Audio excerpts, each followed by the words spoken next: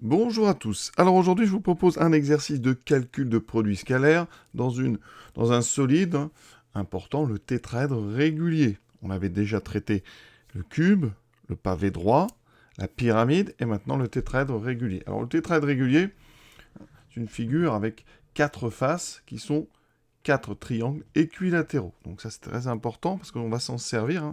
On va se servir notamment des propriétés des triangles équilatéraux. Donc on va rappeler peut-être au départ un petit peu quelles sont les propriétés de ces triangles pour calculer ici donc 5 produits scalaires. La difficulté, il faut bien comprendre dans un tétraèdre régulier, c'est que la mise en place d'un repère orthonormal est compliquée. Donc on va éviter cette méthode-là, vraiment elle est trop compliquée. Il nous reste les propriétés du produit scalaire qui seront donc symétrie, projeté orthogonal, ou alors distributivité. Donc on va essayer de voir un petit peu tout ça. Donc on commence. Alors les propriétés déjà d'un triangle équilatéral, lesquelles peuvent nous intéresser. Donc triangle équilatéral, trois côtés égaux. D'accord. Donc dans l'exercice, c'est 2, 2 et 2. Ensuite, les droites. Quand ici vous projetez le point B sur le côté AC, comme c'est un triangle équilatéral, ici, cette droite qu'on trace ici, donc dans l'exercice, ça va relier AJ, eh bien la droite BJ, si je la poursuivais, c'est une hauteur, parce qu'ici j'ai projeté orthogonalement, mais il se trouve qu'en projetant orthogonalement dans un triangle donc équilatéral, ici votre point J est le milieu du segment. Donc cette hauteur est aussi une médiane. Mais comme il y a un angle droit et un milieu, c'est aussi une médiatrice. Donc ici, ces droites sont des triples droites. Elles sont hauteur, médiane, médiatrice. Ce sont même des bisectrices. Bon, ici, on ne s'en servira pas. Mais ici, l'angle, par symétrie, est le même. Et donc, vous avez des droites qui sont quatre choses. Hauteur, médiane, médiatrice et bisectrice. En termes donc de longueur, il faut savoir quelques petites choses. Ici, donc si vous avez un côté de longueur A, vous avez donc ici A sur 2. Et donc vous pouvez calculer facilement la longueur ici, la hauteur, avec le théorème de Pythagore. Et on va tomber sur quelque chose d'intéressant. Si donc là j'ai A et là j'ai A sur 2, donc ça veut dire que j'ai A sur 2 plus, enfin A sur 2 au carré, plus ma hauteur au carré, qui vaut l'hypoténuse au carré. Et donc je trouve que H carré, c'est donc A2 moins A2 sur 4, et on trouve 3 quarts de A2. Et donc H, c'est racine de 3 sur 2 fois A. Donc il y a un petit peu de trigonométrie là. Vous avez du 1,5 et du racine de 3 sur 2. Voilà, on verra si on s'en sert, mais c'est important à rappeler ce genre de petites propriétés. Donc voilà un peu tout ce qu'on peut dire. Alors les angles, si on en a besoin dans un triangle équilatéral, bien sûr, on a des 60 degrés. Donc ici, ça sera des pi sur 3. Pi sur 3, pi sur 3, pi sur 3 en radian. Premier produit scalaire, donc AD, AJ. Alors, on va se placer pour AD, AJ dans le triangle ADC. Donc ici ADC et J qui est au milieu. Donc en fait, on est dans le plan ADC et on veut donc AD scalaire AJ. Alors, ce qu'on peut voir directement, c'est qu'on peut procéder ici par projection. On peut projeter, c'est ce que je viens de dire tout à l'heure, en projetant D, on va tomber ici sur J. Conclusion, en projetant donc orthogonalement, eh bien on va pouvoir dire que AD scalaire AJ, c'est donc... Alors, d'abord, vous savez qu'on peut projeter le premier sur le deuxième ou le deuxième sur le premier. Ça, par symétrie, il n'y a pas de souci. Donc, ça veut dire qu'ici, j'aurai AJ scalaire AJ. AJ, je vous l'ai dit, ça, en longueur, c'est la moitié de AC, donc c'est 1. On a 1 fois 1. Donc ici, on trouvera AJ carré, pour être clair, et donc ça fait 1 au carré, ça donne 1. Voilà donc la première méthode qui marche très bien.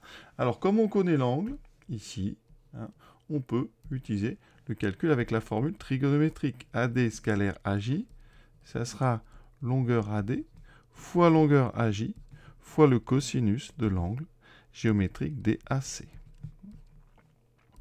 AD, ça vaut 1, AJ, ça vaut 2, et là on a le cosinus de 60 degrés en radian, ça sera donc pi sur 3, et on sait que le cosinus de pi sur 3, petit cercle trigonométrique rapide.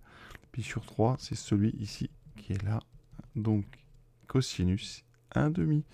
Donc, c'est 1 fois 2 fois 1 demi. Et on retrouve 1. Donc, vous voyez, deux méthodes de résultats identiques, heureusement.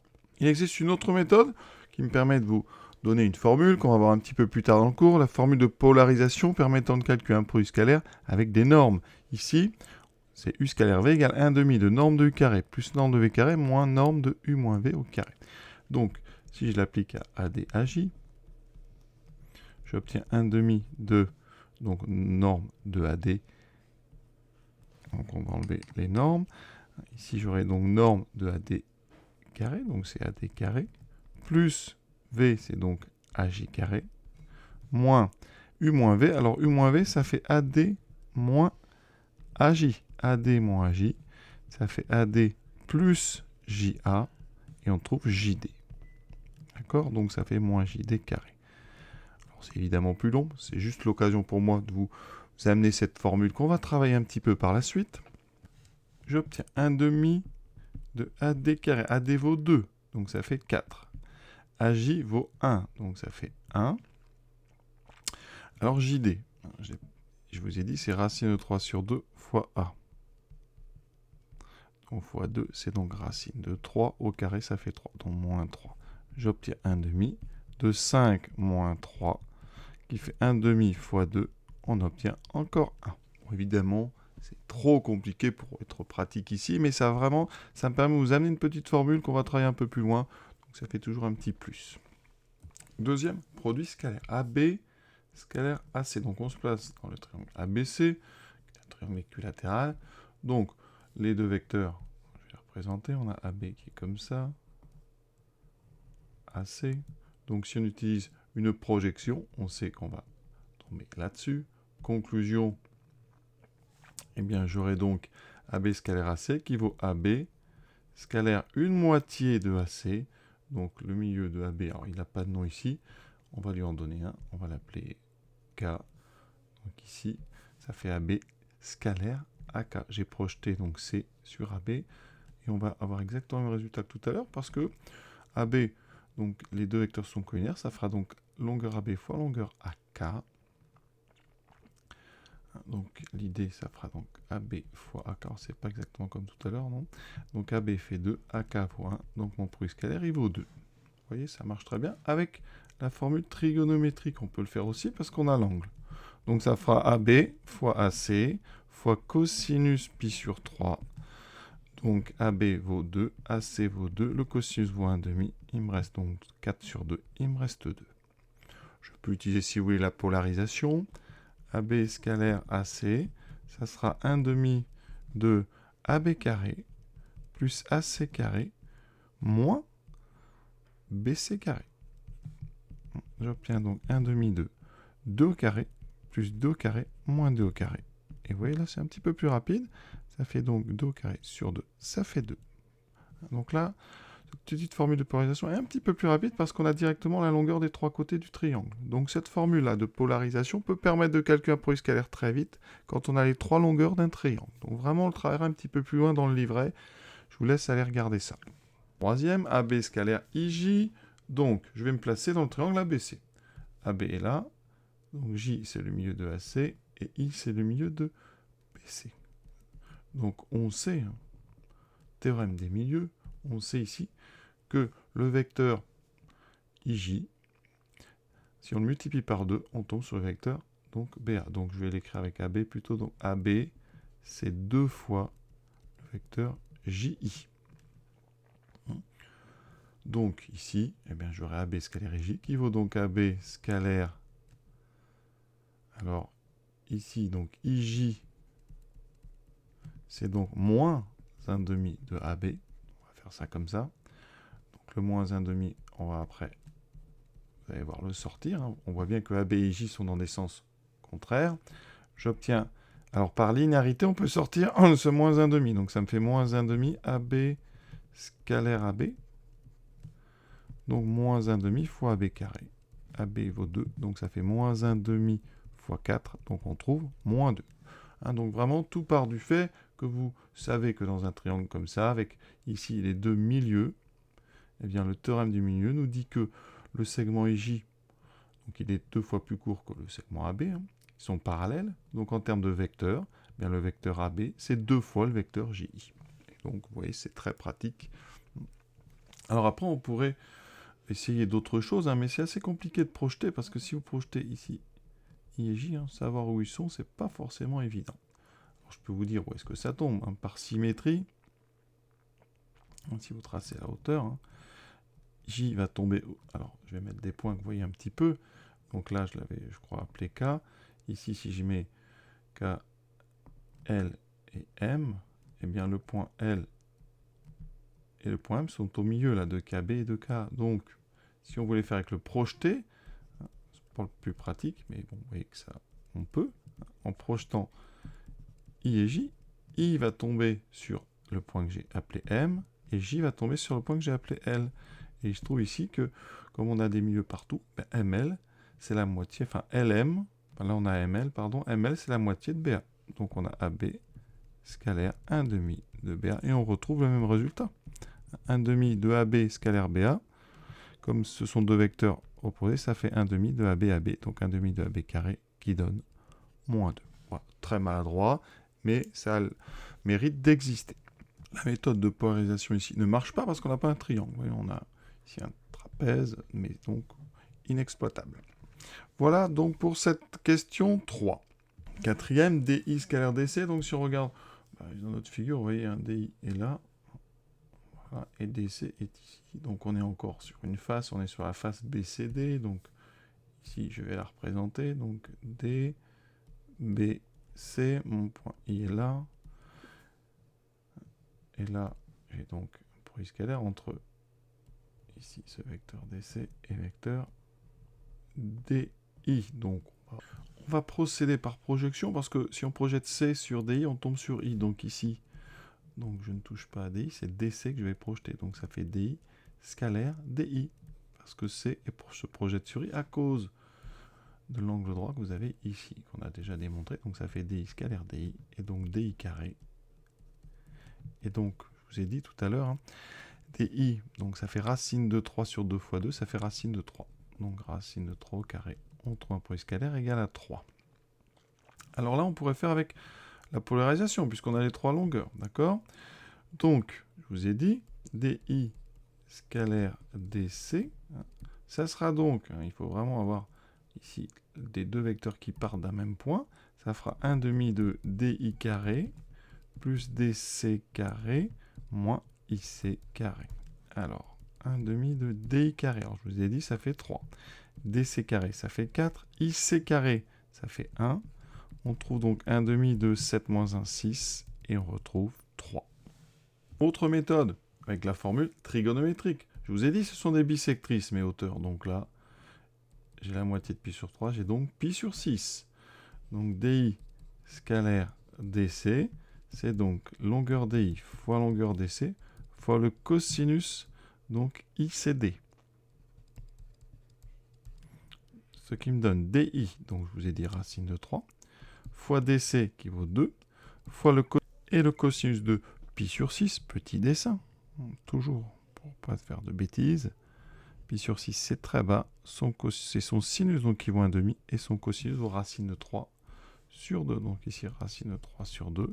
Les deux se simplifient. Il me reste racine de 3 fois racine de 3 qui vaut 3. Donc vous voyez, encore une fois, toutes les méthodes doivent arriver au même résultat. Le cinquième. Alors ici, j'ai rajouté parce qu'il est beaucoup plus difficile à faire. Vous voyez, DI, DJ. Hein. Alors, DI, c'est sur la face BCD. DJ, il est représenté sur la face ACD. Donc là, c'est pas évident. On ne va pas pouvoir utiliser nos triangles équilatéraux. Alors, ce qu'on peut dire, c'est que le triangle DJI, il est isocèle, parce que là, on sait qu'on a racine de 3, et on l'a déjà dit ici, on a racine de 3. IJ, on sait que la moitié de ABC1, donc on connaît les longueurs du triangle IDJ, mais après, c'est assez compliqué, parce qu'on ne connaît aucun angle. Et donc là, c'est vraiment l'exemple idéal pour utiliser la polarisation. On va donc utiliser cette formule qui dit que DI scalaire DJ, c'est 1,5, donc de norme de DI carré, donc ça fait DI carré, plus norme de DJ carré, qui fait DJ carré, moins la norme de la différence, on a vu que ça donnait IJ. Donc ça fait moins IJ carré. L'avantage, c'est que ça, dès qu'on a les trois côtés du triangle, ça va être décisif. Donc DI carré, ça fait 3. DJ carré, ça fait 3. IJ carré, ça fait 1 au carré, ça fait 1. On obtient 1 demi de 6 moins 1, 5. Donc 1 demi de 5, ce qui me donne 5, 2. Je peux vous proposer une autre méthode ici, en décomposant DI en DC plus CI plus IJ. D'accord?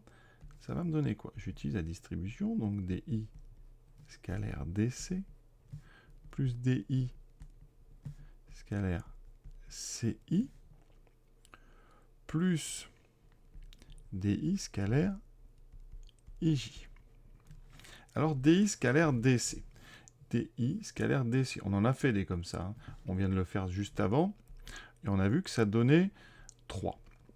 Ça donnait 3. Pourquoi? Parce qu'on projette C sur I. Et ça donne DI, DI. Donc ça fait 3. DI scalaire CI. DI scalaire CI. On est dans un triangle équilatéral. Donc DI et CI sont orthogonaux. Donc ça me fait 0. Il me reste DI scalaire IJ. Alors je vais me placer dans le... Comment calculer DI scalaire IJ? Alors on se met dans le triangle DIJ. C'est un triangle isocèle. Hein. Isocèle parce qu'on a deux côtés de racine de 3. Donc quand je vais projeter D ici, je vais tomber sur le milieu de IJ. Je projette D sur IJ, je tombe sur le milieu. Donc, on aura 3, plus, alors le milieu, je vais lui donner un nom, on va l'appeler O.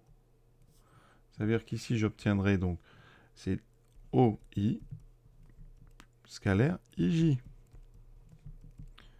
O, c'est le milieu, donc OI, c'est une moitié hein, de JI. Donc ça fait 1 demi de JI scalaire IJ. JI et J sont des vecteurs collinéaires mais de sens contraire, donc j'aurai moins 1 demi du produit des longueurs. Mais IJ et J valent 1, donc il reste 1 demi fois 1 fois 1. 3 moins 1 demi, et je retrouve effectivement 5 demi. Bon, c'est assez compliqué, j'avais rajouté pour ça. Vous voyez qu'on peut quand même utiliser plusieurs méthodes à chaque fois, et parfois ça se complique assez vite quand même. Et donc il faut être vigilant. Voilà, j'espère que ça vous a plu. Je vous souhaite une bonne fin de journée à tous, et à très bientôt.